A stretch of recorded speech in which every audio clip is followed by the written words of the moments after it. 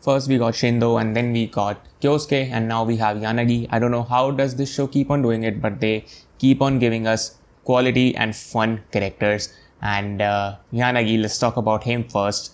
So his eyesight, first of all, isn't that great, but in terms of looks, he is even better looking than Miyamura, and we had a lot of confirmations for that, because Yuki, first of all, so Yanagi confessed to Yuki that he likes her, but Yuki, of course, she never even met him. She just met him for the first time. She doesn't even know him at all. So she was like, okay, I have to reject him, but I would feel bad doing that, so I need something. So their plan was, okay, Tori's gonna act as Yuki's boyfriend, and they're gonna go there and they're gonna just tell that they are dating, so nothing can happen here.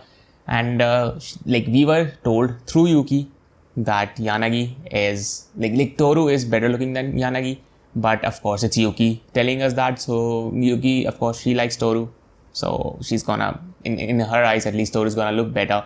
But that does not end up being the case, because when Toru was there, Toru, of course, he went in confidence because he knew that, okay, Yuki said that I'm better looking than him, so it's okay. But when he saw Yanagi, he was just shitting his pants. And we also saw Hori telling us, Hori's like, okay, Miyamura is the better, best looking guy in a group, and he even pales in comparison to Yanagi. So yeah, he looked really good, but of course his eyesight isn't that great. And because of that, we had a lot of funny moments. So we first see him just running into walls, headbutting doors, walls, everything, because he just cannot see where he's going. And also, at the end of the episode, when he was talking to everyone, he just couldn't figure out who everybody was. So he was just talking to stone statues, calling Toru Hori. He was such a fun character. I'm really looking forward to seeing more of him, because I think so Yuki and Yanagi, that's the direction we're gonna go in, because Sakura and Toru seem to be a thing. So I guess Yuki needs to get away from Toru, because Sakura and Yuki both cannot be with Toru. So one of them will have to back down, I think. So that's Yuki. Yuki's gonna go with Yanagi because he already likes her. So that's where it seems like. Because if that wasn't going to be the case, Yuki would have never talked to Yanagi again. So it's pretty obvious at this point. That's what's gonna happen. So that was it for the Yuki and Yanagi stuff. Let's talk about the rest of the episode. We see Sengoku and Remi's backstory, how they got together.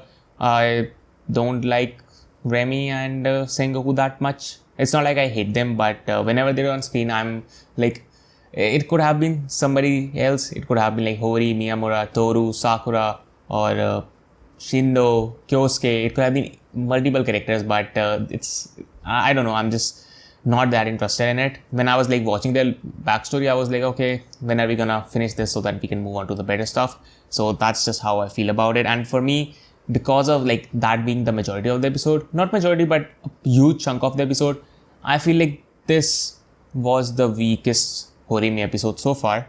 But it's okay. If you like Sengoku and Remi, it wouldn't have been a bad episode for you. But for me, since I'm not that much into them, I didn't enjoy the first segment of the story.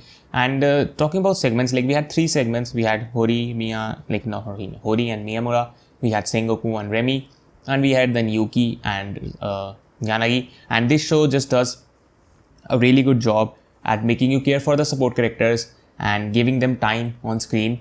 And because of that, whenever we are focused on side characters, it still ends up being fun. Of course, I said I personally am not a fan of Remi and Sengoku, so that's why I didn't enjoy it. But if you would give me Toru, Sakura, as I said, Shindo, Kyosuke, I'll take it. I enjoy those stuff a lot, and that is the really strong part about Horimiya, that they build their characters really well.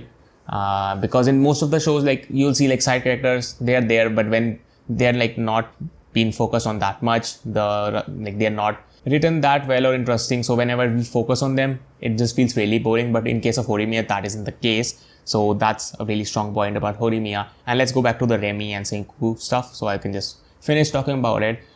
They met and they started talking, and the reason they started talking more and more, because what's his name, Sengoku likes to read books, so does Remi, and they both kind of exchanged books, and because of that they went into talking, and that's how they got together. For me, not interested, so that was that. But interested I am in Hori and Miyamura, because their interaction in this episode was hilarious as always. So Miyamura was okay, I'm fun around Shindo and some other person. And in terms like in front of Hori, I'm kind of like really like I'm a really on the low end. I don't do much. I don't try much. So this time I'm gonna try and just do something with Hori. And he puts his puts his feet on me, like Hori's head. Hori's surprised. Because she didn't thought that Miyamura would do something like that. She was surprised, and Miyamura just started apologizing. And Hori was like, Miyamura was like, okay, I don't think so you're gonna like me yelling or hitting you, right? And Hori's like, that's kind of hard. So they did try something. So they were in some classroom or whatever it was. So Miyamura was like, okay. He got Hori to a corner. He just grabbed her by the collar, just started shouting at her. And then we see two underclassmen just walk in and they get freaked out seeing that. So that was really funny. And before that, Miyamura came to school. He was talking to Toru. Of course, he was acting a bit weird. And then Sengoku jumped in. Sengoku was like, okay, Miyamura, I need a book. I forgot mine. So he's like, get your shit together, Sengoku. And Sengoku just goes to Toru. Toru, what's going on here? There's something wrong here. So yeah, they're like comedy. Horimiya does really good. And that was the episode. Yeah, that was it. We got Hori and Miyamura's interaction, always fun. Yuki and Yanagi, which was good. And Yanagi, I'm looking forward to seeing him.